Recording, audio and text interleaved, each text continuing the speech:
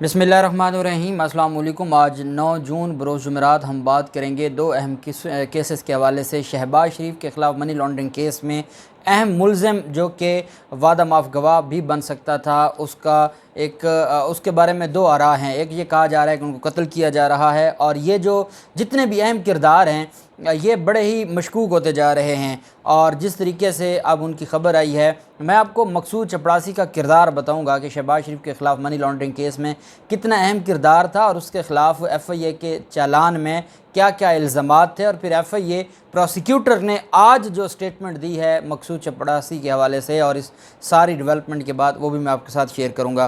पहले तो मैं आपको बताता चलूँ कि डॉक्टर आमिर लियाकत की डेथ हो गई है, और अभी ख़बर आई है और अभी ये कंफर्म नहीं है। कुछ मीडिया के जो अहबाब हैं वो कह रहे हैं कि वो मुर्दा हालत में घर में पाए गए हैं, ख़ुदकुशी की है, और कुछ कह रहे हैं कि उनको भी हार्ट अटैक हुआ है। अल्लाह पाक उनके दर्जात बुलंद करे। और कुछ चीज़ें ऐसी होती हैं जो इंसान ने सीखना होती हैं कि हम सब ने ये चीज़ें सीखनी है कि कभी भी दीन को और इस्लाम को जो अपने फ़ेम के लिए इस्तेमाल ना किया जाए, क्योंकि ये चीज़ें इंसान को इज़्ज़त नहीं देती। इज़्ज़त उसी को मिलती है जो अल्लाह और उसके रसूल के दीन की दिल से उससे मोहब्बत भी करता है और उस पर अमल दरामद भी करता है। बाकी क्योंकि वो मुसलमान हैं, और अल्लाह पाक उनके दर्जात बुलंद करे और उनके घर वालों के लिए भी नेक ख्वाहिशात हैं। दूसरी तरफ जो मामला है, एक तो मैं आपको बताता चलूँ, ईमान मज़ारी केस में ईमान मज़ारी के ख़िलाफ़ फ़ौज ने बतौर इदारा एक FIR दर्ज करवाई। और ये बहुत रेयर ऐसे हुआ कि जो हमारी आर्मी है उसकी तरफ से FIR दर्ज करवाई गई हो। आज आर्मी का नुमाइंदा भी इस्लामाबाद हाई कोर्ट में पेश हुआ। अदालत में ये कहा गया इस्लामाबाद हाई कोर्ट की तरफ से कि जो हमने लास्ट ऑर्डर जारी किया था, लगता है कि ये वो पढ़ के नहीं है। अदालत ने कहा दरख्वास्त गुज़ार अब वो जो आर्मी का जो रिप्रेजेंटेटिव था, नुमाइंदा था, उन्होंने कहा कि आप जो जिस तरीके से आपने ये दरख्वास्त दायर की है इसमें वो दफ़ात नहीं लग सकती जो आपने दफ़ात ऐड करवाई हैं। अदालत ने यह भी कहा कि आपने इस अदालत का आखिरी ऑर्डर देखा है, क्या आपने इस सारे मामले को देखा है? जब आखिरी ऑर्डर मैंने कर दिया, इसके बाद क्या रह जाता है? जब उसने बयान दे दिया है कि ईमान मज़ारी ने कि वो उस वक्त हालत ऐसी थी, कंडीशन ऐसी थी, उसकी वालदा को अगवा किया गया था या उसको पुलिस ने उठा लिया था, जिसके बाद वो अपने होश व हवास में नहीं थी जब इस तरह की कोई बात की। एडिशनल अटार्नी जनरल ने कहा कि माजरत का जो जवाज़ दिया गया है वो फ़ाइल में रिकॉर्ड के मुताबिक दुरुस्त नहीं है, जिस पर चीफ जस्टिस ने कहा कि अदालत का गुज़श्ता समाअत का ऑर्डर भी देख लें।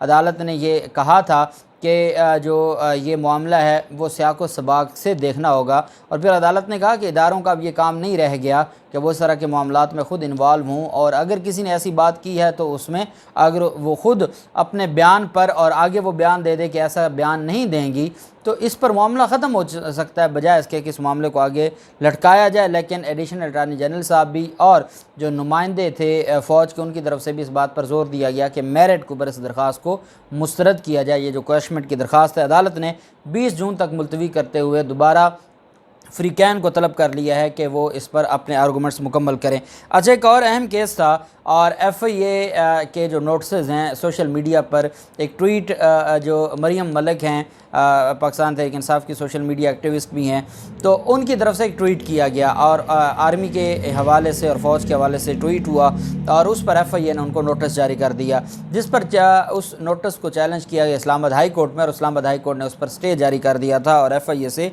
जवाब तलब किया था। आज उसमें जो समाअत हुई है, बड़ी अहम 3-4 चीज़ें हैं अदालत की तरफ से। इस्लामाबाद हाई कोर्ट ने अतर मिराला साहब ने दरख्वास्त गुज़ार से इस्तफसार किया कि ये आपकी ट्वीट है। दरख्वास्त गुज़ार ने कहा कि मुझे मालूम नहीं FIA को मेरी किस ट्वीट पर एतराज़ है।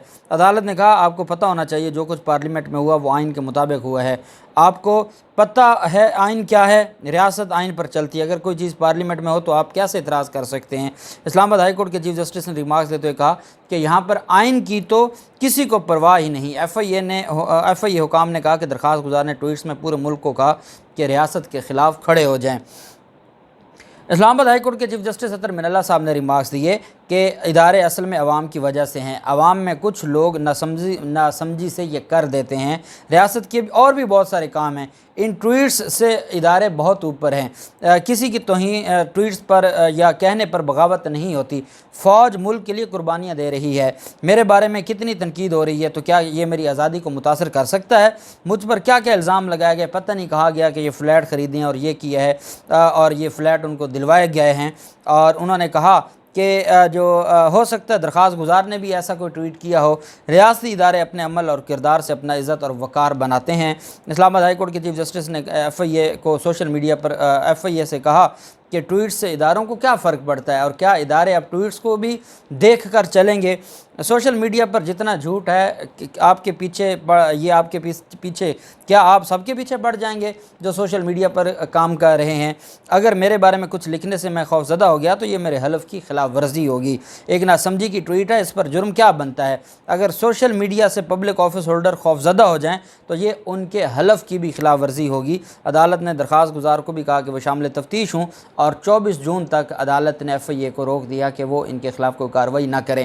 بیسیکلی جو آنریبل چیف جسٹس اطہر من اللہ صاحب کی طرف سے بات کی گئی وہ بڑی ویلڈ ہے کہ اگر ہمارے جو ادارے ہیں یا ہماری عدالتیں ہیں انہوں نے سوشل میڈیا کو دیکھنا ہے، یا کوئی اگر انہی کا پاکستانی ایک ٹویٹ کر دیتا ہے، کوئی اختلاف کرتا ہے، کسی بات پر ناراضگی یا کا اظہار کرتا ہے، تو اسے یہ مراد نہیں ہے کہ آپ اس کو اٹھا لیں اور آپ وہ گستاخی ہو گئی اور جرم ہو گیا، ایسا نہیں ہوتا۔ آئین پاکستان نے آپ کو کہا ہے کہ آپ نے ایک حد تک جو ریسٹرکشنز ہیں وہ لگا سکتے ہیں، اس سے زیادہ ریسٹرکشنز نہیں ہیں۔ پھر جو freedom of speech, freedom of expression ہے، اس کا کنسیپٹ ہی ختم ہو جاتا ہے، وہ چیزیں بالکل ڈیڈ ہو جاتی ہیں۔ تو یہ ایک اہم ریمارکس تھے اطہر من اللہ صاحب کی طرف سے کہ اگر ایک ٹویٹ سے اداروں نے خوفزدہ ہونا ہے تو یہ معاملات ایسے نہیں ہونے چاہیے۔ دوسری طرف جو معاملہ ہے، اور یہ مقصود چپڑاسی کا معاملہ ہے، مقصود چپڑاسی کے خلاف یہ اہم ملزم تھا، اور آپ جانتے ہیں کہ 1 تاریخ پر، یہ جو پچھلی 2 تاریخیں گزری ہیں، 1 تاریخ پر ان کے وارنٹ گرفتاری جاری کیے گئے اور ایف آئی اے نے جواب جمع کروایا، رپورٹ جمع کروائی کہ ان کا ایڈریس غلط ہے۔ پھر عدالت نے دوبارہ ان کو ایڈریس ٹھیک کرنے کا کہا، پھر انہوں نے ایک ضمنی چالان جمع کروایا اور ایڈریس ٹھیک کیا۔ جب ایڈریس ٹھیک ہو گیا تو اس کے بعد اب اگلی جو تاریخ پیشی ہے اس سے پہلے 11 جون سے پہلے ان کی ڈیتھ کا معاملہ آ جاتا ہے کہ ان کی ڈیتھ ہو گئی ہے، اور یہ 2-3 دن سے خبر چلائی جا رہی تھی، لیکن اب یہ خبر سامنے آئی ہے کہ 7 جون کو ان کی ڈیتھ ہوئی ہے، اور 9 جون کو ان کو وہ جو ڈیتھ سرٹیفکیٹ ہے وہ بھی ملا ہے۔ اب معاملہ یہ ہے کہ ڈاکٹر رضوان کی موت بھی ایسے ہی واقع ہوئی، اور جو بھی اہم کردار ہیں اس کیس کے، ان کی جو موت ہے وہ ایسے ہی واقع ہو رہی ہے۔ اس کے پیچھے وجہ کیا ہے؟ پاکستان تحریک انصاف کے رہنما کی طرف سے بڑی اہم سٹیٹمنٹ دی گئی ہے مقصود چپڑاسی کی موت پر۔ آپ جانتے ہیں کہ عمران خان اکثر اپنے جو خطابات ہیں اس میں شہباز شریف کو مقصود چپڑاسی کہہ کر بھی پکارتے ہیں۔ اس کی وجہ کیا ہے کہ مقصود چپڑاسی 3 ارب روپے کی منی لانڈرنگ مقصود چپڑاسی کے ذریعے ہوئی۔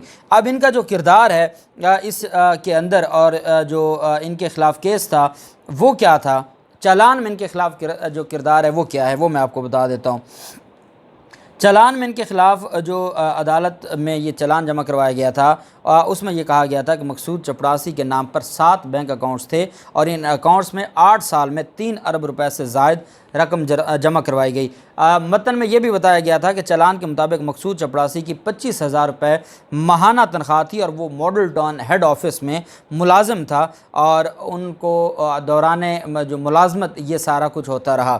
اس پر جو ایف آئی اے میں بینکرز نے، ایم سی بی بینک کے مختلف جو آفیسرز تھے ان کی طرف سے جو سٹیٹمنٹ دی گئی تھی مقصود چپڑاسی کے حوالے سے کہ یہ کام کیسے کرتے تھے، ان کی طرف سے یہ کہا گیا کہ اور یہ اسپیشل جج سینٹرل کی عدالت میں بینکرز کے بیانات باقاعدہ جمع ہوئے ہیں، ان میں کہا گیا کہ مقصود چپڑاسی ہر اکاؤنٹ کے لیے اپنا بزنس اور سالانہ ٹرن اوور مختلف ظاہر کرتا رہا، اور مختلف بینکوں میں رمضان شوگر مل نے ہی اکاؤنٹ کھلوانے کے لیے مقصود چپڑاسی کو ریفر کیا۔ بینکر محمد اعجاز نے بتایا کہ رمضان شوگر ملز کا کیش بوائے مزمل اکاؤنٹ کھلوانے کے لیے بینکرز کو دھمکاتا تھا، جبکہ ایک اکاؤنٹ کے لیے مقصود چپڑاسی نے خود کو رمضان شوگر مل کا بروکر ظاہر کیا۔ جب رمضان شوگر ملز نے تصدیق کی تو کوئی دستاویز فراہم نہ کی گئی۔ بینکر نوید وہاب نے بتایا اپنے بیان میں کہ چنیوٹ میں مقصود کے اکاؤنٹ میں مشکوک ٹرانزیکشن پر ڈیبٹ بلاک کر دیا، جس کے بعد مقصود چپڑاسی نے اکاؤنٹ کو بزنس اکاؤنٹ میں تبدیل کروا کے دوبارہ کھلوا لیا۔ بینکر تنویر حسین کا کہنا ہے کہ مقصود احمد 2017 میں چنیوٹ کے نجی بینک آیا، اس کے دستخط اردو میں ہونے پر اس کو فوٹو اکاؤنٹ کھولنے کا کہا گیا تو مقصود نے کہا کہ وہ سادہ اکاؤنٹ کھلوانا چاہتا ہے کیونکہ اس کو استعمال کوئی اور کرے گا۔ تنویر حسین نے بتایا کہ انکار پر مقصود اور رمضان شوگر مل کے کیش بوائے مزمل نے عملے کو ڈرایا دھمکایا اور مقصود نے انگلش دستخط کے ساتھ نیا فارم دے کر اپنی کمپنی کے نام پر اکاؤنٹ کھلوا لیا۔ بینکر نے کہا کہ ایک اکاؤنٹ میں 70,000 ماہانہ اور سالانہ ٹرن اوور 13 لاکھ لکھا، مگر اصل ٹرن آؤٹ 360 ملین روپے تھا۔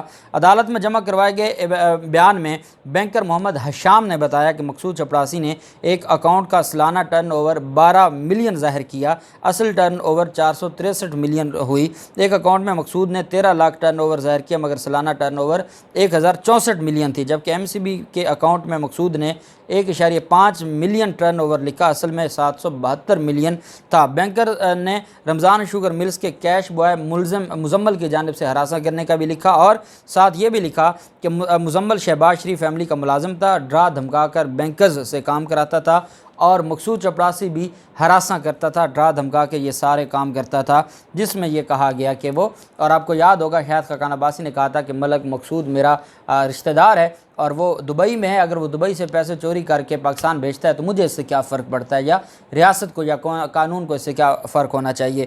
اب جو سٹیٹمنٹ دی گئی ہے ایف آئی اے پروسیکیوٹر کی طرف سے، آج فاروق باجوہ نے یہ کہا ہے، تصدیق کی ہے کہ ان کی ڈیتھ ہو چکی ہے، 7 جون کو ان کی ڈیتھ ہوئی اور 9 جون کو ان کا جو ڈیتھ سرٹیفکیٹ ان کو مل گیا ہے۔ انہوں نے کہا کہ ہم عدالت کو انفارم کر دیں گے، اور ساتھ ان کی طرف سے یہ کہا گیا کہ کیس میں فرق نہیں آئے گا کیونکہ جو مقصود چپڑاسی ہے وہ گواہ نہیں تھا، وہ ملزم تھا، تو اس کا اپنا کردار تھا، لیکن کیس میں فرق نہیں آئے گا۔ لیکن میں آپ کو یہ بتاتا چلوں کہ جس ملزم کی حد تک جس کی ڈیتھ ہو گئی، اگر اس کی حد تک کیس بند ہو جاتا ہے تو کیس بیسیکلی وہی تھا جو ڈائریکٹ شہباز شریف کو جوڑتا تھا۔ مقصود چپڑاسی شہباز شریف کے ساتھ جڑا ہوا تھا اور ایسے موقع پر ان کی ڈیتھ ہونا یہ ایک سوالیہ نشان ہے، اور پاکستان تحریک انصاف کی طرف سے شہباز گل نے، جو عمران خان کے ترجمان بھی ہیں، ان کی طرف سے جو سٹیٹمنٹ آئی ہے، انہوں نے یہ کہا ہے کہ وہ مرا نہیں بلکہ اسے قتل کیا گیا ہے۔ انہوں نے کہا کہ مقصود چپڑاسی، ڈاکٹر رضوان اور نوید، یہ تینوں لوگ شریفوں کے منی لانڈرنگ کیس میں اہم کردار تھے۔ انہوں نے کہا کہ تینوں کو ہارٹ اٹیک ہوا، 2 ہلاک کر دیے گئے اور نوید زندگی موت کی کشمکش میں ہے۔ خدشہ ہے کہ تمام لوگوں کو خاص قسم کے کیمیکل ان کے کھانے میں دے کر یہ ہارٹ اٹیک کروائے گئے ہیں۔